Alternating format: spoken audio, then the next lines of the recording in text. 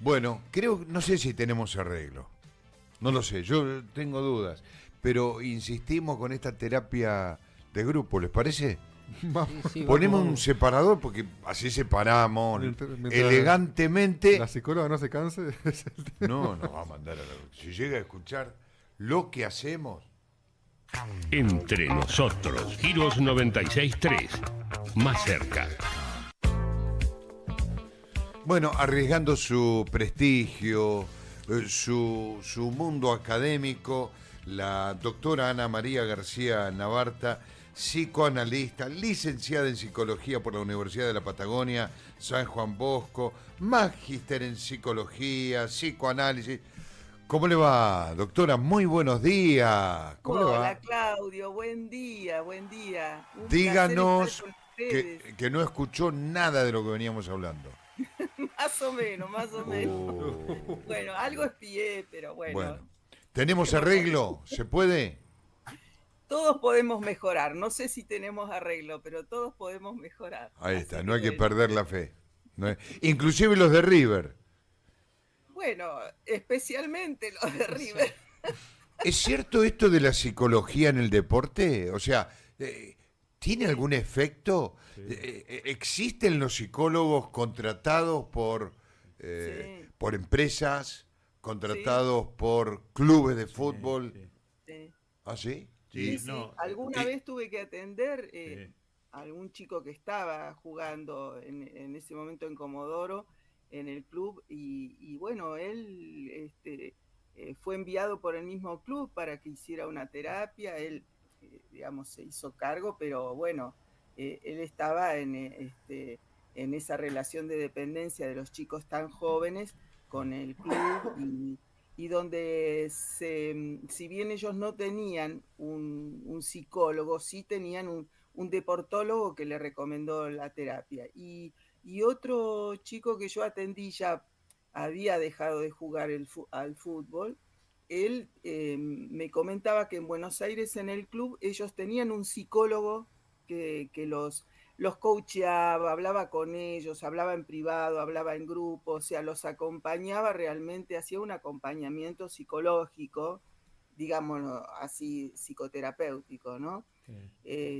Pero bueno, es muy importante porque los chicos que están aislados de sus familias, viviendo lejos, en ese, como diríamos, en ese nicho que es el deporte, muy claro. exigidos entre ellos por rendir, por dar, llegar al ideal, que se ponen tan mal cuando no logran hacer el gol, cuando no logran destacarse y cuando no Sí, logran un contrato con el extranjero. sí. Las depresiones posteriores son importantes, ¿no? El caso Mm. que yo atendí justamente era un chico que, bueno, se había vuelto y se sentía fracasado, había Claro. decepcionado a los padres, había fallado a su ideal El, y bueno, el tema de la atención psicológica se da en los clubes más importantes de la Argentina, en las divisiones inferiores, claro, porque no sí, sí, todos llegan a la primera división y entonces hay que tratar de exacto, contener a los que tenían esperanzas o ansias de llegar y debutar en primera y tener una posibilidad de venta al exterior, todo ese tipo de cosas. Y entonces hay que sí, manejar y trabajar con la frustración de esos jóvenes. totalmente. Y eso es lo que una vez escuchando a un directivo de un club importante de Buenos Aires explicaba, que el trabajo que tienen es muy intenso en las divisiones inferiores y sobre todo en aquellos que después de cumplido el ciclo les tienen que decir, mirá, vos no vas a llegar a primera, no tenés Sí. condiciones o por lo que sea, y es una carga, pero un Claro, golpe y terrible para esos esto, pibes. y esto es lo que le tocó atender a usted, ¿no? Claro. Deportistas que prácticamente su carrera llegó hasta ahí. Sí, yo, Áspero, digamos, son muy dos casos áspero. nada más, Claro, nunca me dediqué a eso, pero claro. como Sí. psicoanalista atendí y realmente un chico que ya habían pasado varios años, que había dejado, que había renunciado él mismo porque se dio cuenta que el representante le hacía perder tiempo, Claro. dinero y que no iba a lograr un contrato en el exterior, se retira del fútbol, pero quedó con una autoestima muy herida, Claro. sintiéndose en falta con los padres, estuvo como un año sin hablarse con el padre porque en la casa también había habido enojo por su abandono, incomprensión. Es decir, es todo un tema familiar y social. Y justamente hace no mucho, creo que fue el año pasado, ocurrió una situación muy penosa, ¿no? Unos 3 chicos, creo que eran 3 jugadores de fútbol, los 3 pertenecientes al mismo club, habían estado de fiesta, digamos así, y habían invitado, creo que a una chica periodista, para que fuera al cuarto de ellos para hacerles una entrevista. Ah, Sí. sí. Y bueno, intentaron violarla, Sí. abusaron de ella. Ese es el y tema realmente, muy sonado, ¿no? A nivel sí, periodismo bueno, en todo el país. yo Claro. creo que eso tiene mucho que ver con esta gran exigencia y esta presión tremenda que vive en esos jóvenes, que cuando se desbordan, Ah, bueno, sale todo lo pulsional, la violencia, la agresión, de la manera más cruda. Y un poco, ellos ya son adolescentes más grandes, ¿no? Pero un poco esto nos remite a temas que hablábamos en el encuentro anterior sobre la película Adolescencias, donde la masculinidad, la potencia masculina se ve totalmente interpelada y exigida, ¿no? Esa gran exigencia Claro. que hay entre los jóvenes mismos, en su Ujú. entorno. Justamente ayer veíamos en el show televisivo de periodista en Estados Unidos, que fueron 2 músicos argentinos, y un poco burlándose de esa fuerza masculina, 2 músicos argentinos que fueron a tocar un show de lo más visto a nivel mundial, Sí. y la novedad es que son argentinos, y simulando eso de la fuerza, emulándolo, se pusieron como un revestimiento de goma que parecía que Sí, tenían músculos, y nada que ver, pero era como burlarse en sorna del tipo todo trabado, el hombre, el sí, macho sí. fuerte. Fueron a ese lugar estos 2 pibes argentinos y se burlaron de eso, que tal vez es lo que hay que empezar a hacer, ¿no? A empezar a aflojar con esa imagen o modelo, digo, o demostrarle a los chicos, este es el modelo que tenés que ser y que tenés que lograr y seguir. Sí, es muy difícil hoy día porque el hombre también se ve interpelado en su masculinidad, ¿no? En el sentido de que cuál es el rol del hombre hoy día en la sociedad. La mujer cambió mucho. También la mujer, recordemos, ¿no? Que por eso surge el movimiento feminista, ¿no? ah, me hizo acordar de Eh, algo, ahora le cuento. Ujú. que, Claro. Que fue debate acá en la mesa esta semana también. ¿Cómo? No, Perdón. que me hizo acordar, en base a lo que está hablando de la mujer, el feminismo, un debate que tuvimos hace poco acá, esta Claro. semana, en el programa, que era a partir de un estudio, que no me acuerdo dónde había surgido, que los hombres no se vinculan con las mujeres muy inteligentes. Ajá.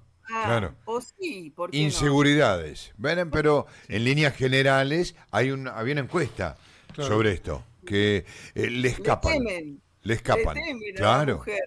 Claro, pasa que también la mujer avanzó mucho y se han desdibujado los roles femenino y masculino, lo cual está incidiendo también en una moda que yo he notado últimamente en las jovencitas y jovencitos, de repente declararse bisexuales, qué sé yo, en la infancia, cuando todavía son niños y no tienen su ¿Por qué es sexualidad eso? definida. Y son cosas que se ponen de moda, así como toda esto que estábamos viendo en la película Adolescencias, Sí. que tiene que ver con la manósfera, ¿no? Con todo lo que impera en las redes, todo este discurso del conjunto. Hay una autora que es francesa, Pierre Olanier, que habla justamente de la importancia de los discursos del conjunto, que influyen tanto y a veces más que los mismos padres. Fíjense si no en la película que analizábamos la vez pasada, Sí. como sobre el niño porque era casi un niño, que mata a la jovencita, Mm. había influenciado totalmente el discurso de su conjunto de pares, donde se lo habían las mujeres El feminismo nace como reacción al maltrato sufrido por la mujer durante muchos, digamos así, muchos siglos o años o décadas, digámoslo. Este, entonces surge el feminismo como defensa, pero como todo movimiento a veces se pasa de raya, surge después el movimiento masculino, ¿no? Y este mundo, ¿no? Esta cultura, cultura red pill, la pastilla roja, que surge de la película Matrix, ¿no? Donde Ah, hay toda una reacción de lo masculino frente al desprecio y el maltrato de la mujer, de las mujeres, ¿no? Hacia el hombre, la descalificación y bueno, entonces es como esta violencia que se genera en los adolescentes, ¿no? ¿cuánto tienen que ver las redes en influenciar a los adolescentes con estas Mucho. cosas? Cuando yo era chica, tuve la desgracia de perder a mi papá muy chica, pero yo recuerdo la continencia social, ¿no?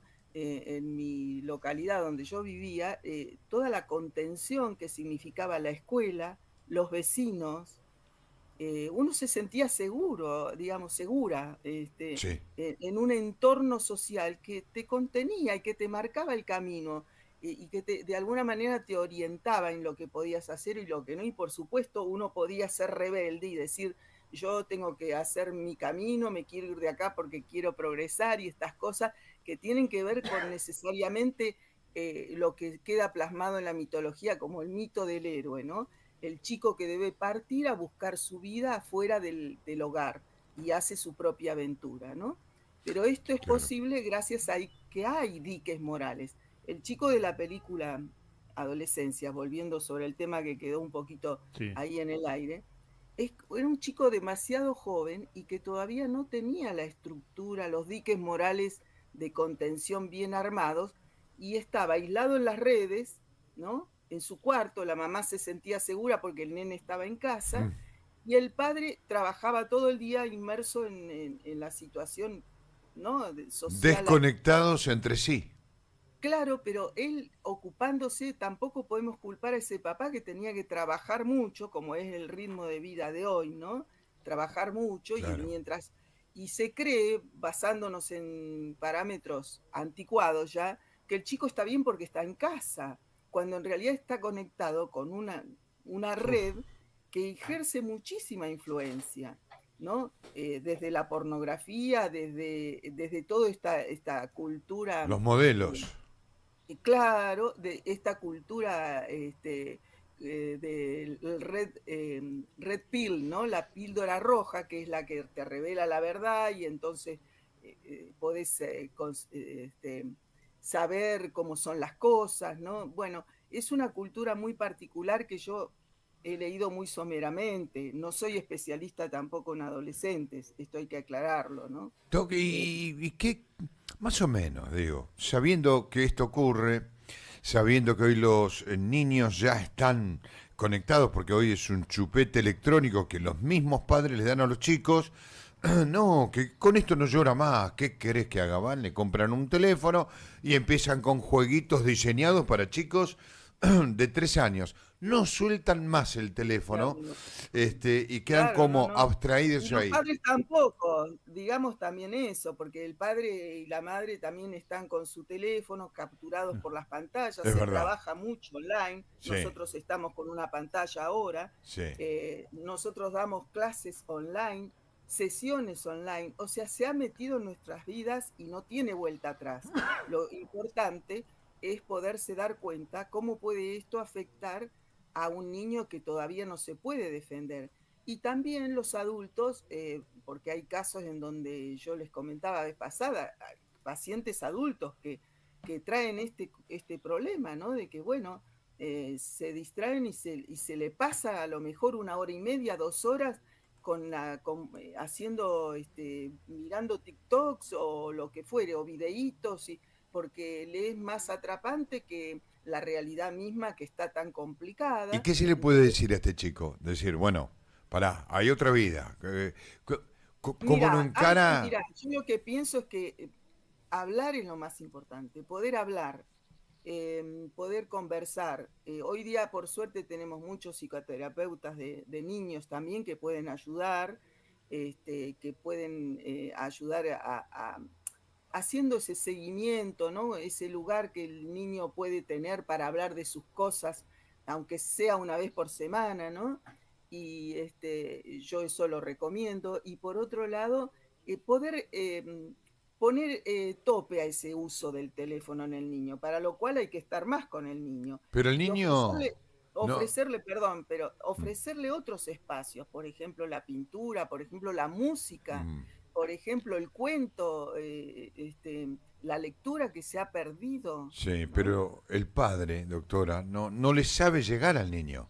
O sea, es otro idioma, es como que son galaxias distintas, ¿no? Viste que la No hay película, forma, Claudio, ¿cómo entra? claro, viste que en la película justamente el que lo aviva al papá policía, el de raza negra, no sé si se acuerdan, el muchacho policía que tiene un hijo dentro de la escuela, una Ujú, escuela que es un corral para tener los chicos encerrados, más que un lugar de formación. Las claro. escuelas, muchas han dejado de ser lugares de formación, y pasan a ser lugares donde los chicos están, bueno, menos mal que están en la escuela, pero en la escuela a veces Claro. pasa de Un todo. depósito.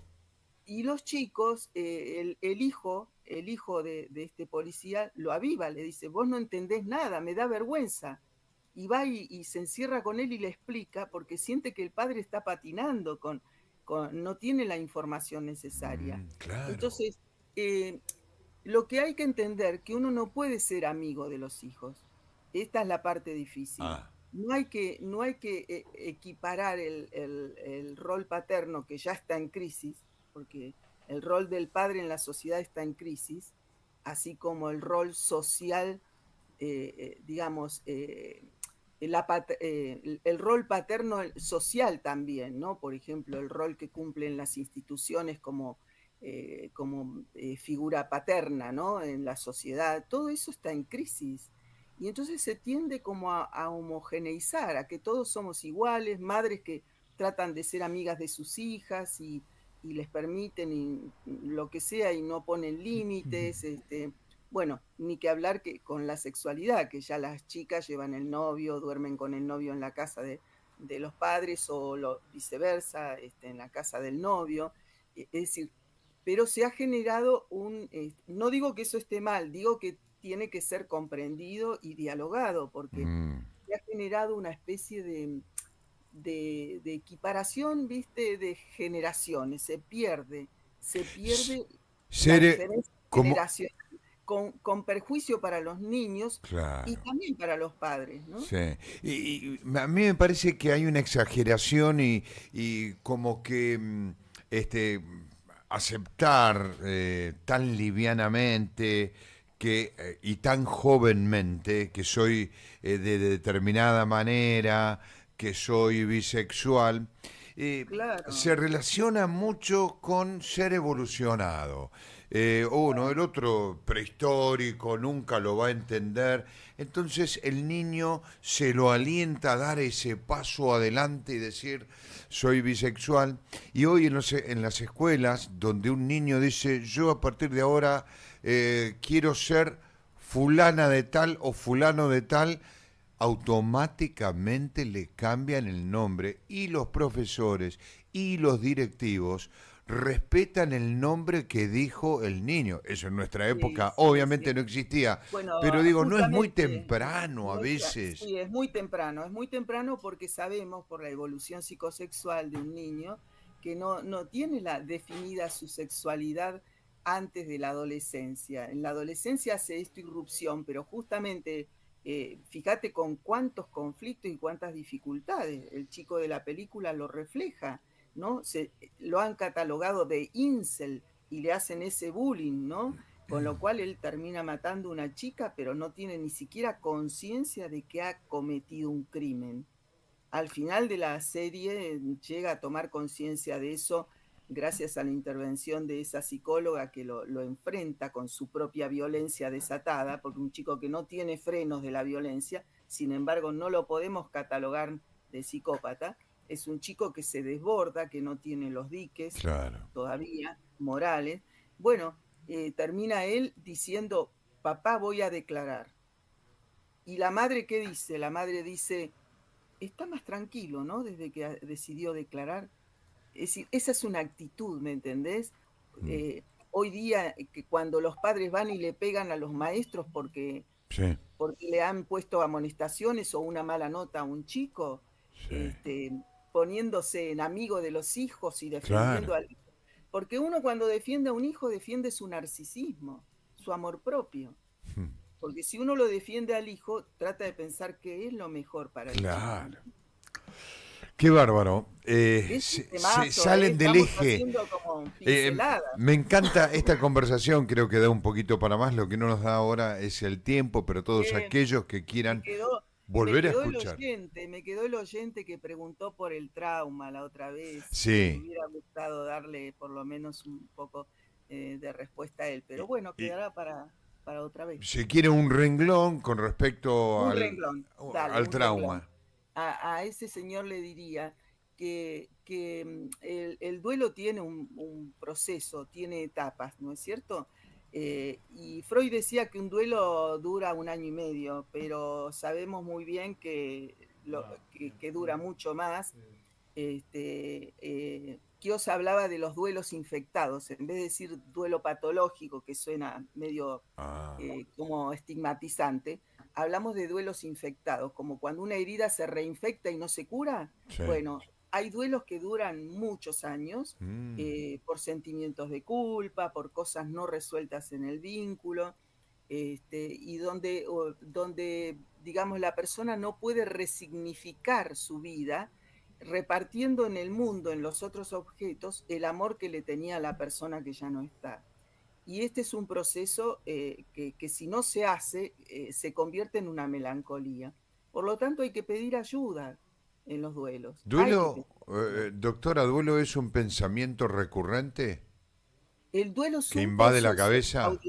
El duelo es un proceso donde pasan muchas cosas. Hay momentos de enojo, momento de melancolía y tristeza, momento de negociación donde uno va diciendo, bueno, él querría que yo me sienta bien, que haga mi vida, por ejemplo, ¿no? ¿Qué me aconsejaría mi hijo? ¿O qué me aconsejaría mi ex marido o que murió, ¿no es cierto? En el caso de una viudez, ¿no es cierto? Entonces, el duelo es eso, o qué querría mi madre, que yo siga la vida adelante como ella la siguió y me fue, ¿no? Y la vivió hasta los 80 y pico de años. Bueno, todas estas cosas tienen que ver con un proceso de duelo que debería terminar en la alegría de seguir vivo. El tema, Ana María, el tema del duelo, acá estamos hablando de fallecimientos, pero también existe el duelo, por ejemplo, de una pareja que se rompe, ¿no? De una pareja que se rompe, de un empleo que se pierde, claro, de una jubilación, de la pérdida de un ideal, como el futbolista que dijimos que tuvo que abandonar, la pérdida, el duelo por los ideales que no se realizaron. Los duelos es un tema muy amplio. Es un tema que podríamos hablar también la semana que viene. Doctora, muchas gracias a aquellos que quieran contactar a la doctora Ana María García Navarta. ¿Cómo lo pueden hacer?